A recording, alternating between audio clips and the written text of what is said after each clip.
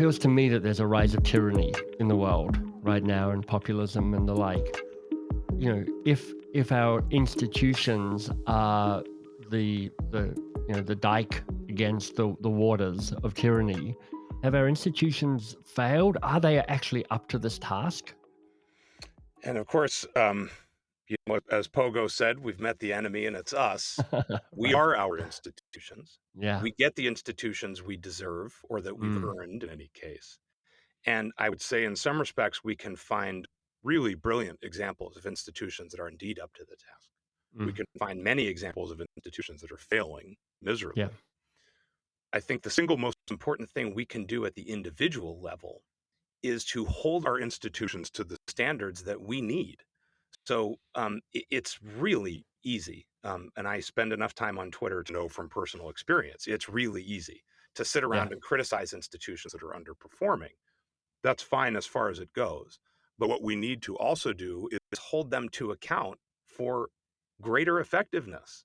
It's too easy and in fact too harmful to throw up our hands and Yeah. say our institutions are failing, down them all. As Drucker said, tyranny is the next stop after that moment.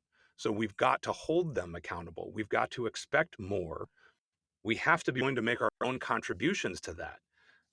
I feel for Marcus, I think many of us that are in any kind of social change or human change work Yeah. experience this from time to time, where you can Right. look at the big numbers of the annual Edelman Trust Survey and see, my gosh, they just seem to go down every year, no matter Right. what we do. And Right. yet, business remains the leading sector of the economy in that global trust survey. There are things that are going well. We also, I think, would do well to take the very long view, as Drucker often did. I was struck, I don't know whether it was by accident or by design, you used a version of a phrase that he used that I so love at the top of this interview, where he talked about the difference between surface turbulence and deep currents. Yeah. And Drucker said he was especially unconcerned with the surface turbulence of politics. Mm. He said it is really the deep currents that change society and that affect people.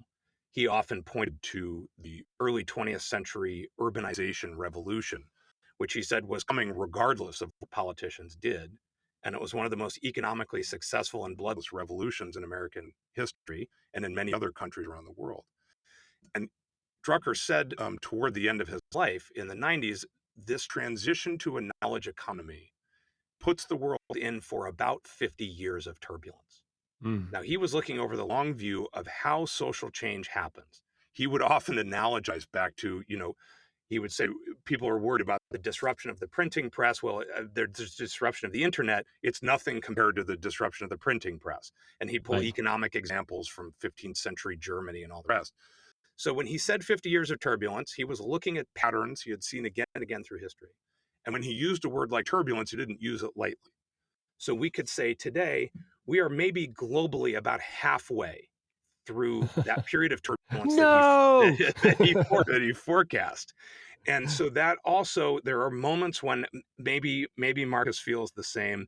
There are Mm. moments when I feel like those of us at the Drucker Institute and other institutions are a bit like the Irish monks in the Middle Ages. We're sort of keeping the candles burning in the Right. tower as the hordes Protecting bang the at the door, library. Yeah. trying to maintain um, the wisdom and the insight that we know will be needed the Mm. moment people can return to their understanding that we need performing institutions and that Right. management is actually a noble task and one of the most important in the modern economy.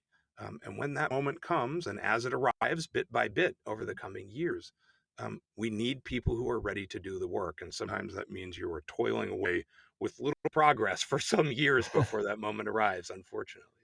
Hey, it's MBS here. Look, if you picked up my new book, How to Begin, Start Doing Something That Matters, and you're like, I like this, or even if you haven't yet picked it up, you should go check out howtobegin.com. There's a bunch of additional resources, videos, templates that you can download to really help you get started on the stuff that matters.